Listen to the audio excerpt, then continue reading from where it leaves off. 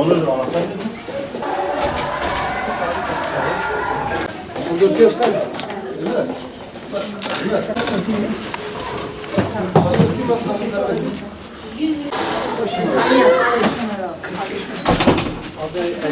Şu anda. Ya eksik yoksa görürsün. Sıkıntı yok. Ben burada bekliyorum. Ben de. 3 erkek, bir kız. Siz de geçin. Siz de olun.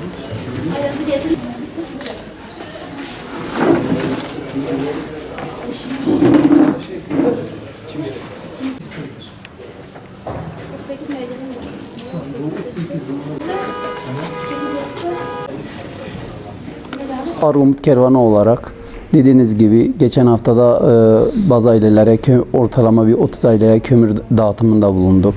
Bugün de bir 40 aileye yakın bot ve mont dağıtımı yaptık. Ondan öncesi kırmızı et, beyaz et, varsa ihtiyaç sahibi olan ev eşyası dağıtımda bulunuyoruz genel itibariyle.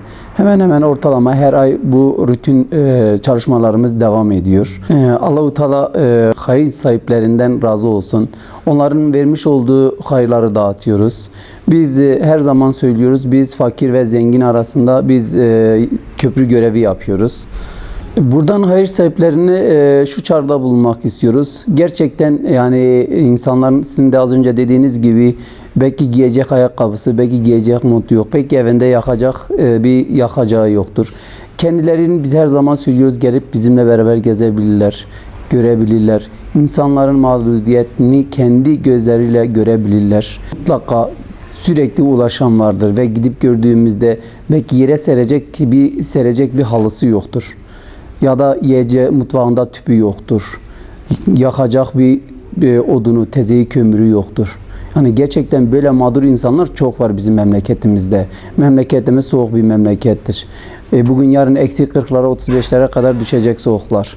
Biz kendi evimizde sıcak yatağımızda yani rahat edemezken bu insanlar ne yapacaklar? Yakacakları yok. Allah rızası için biz bu hayırseverlere tekrar çağrıda bulunuyoruz. Bizim bu çağrılarımıza kulak verin.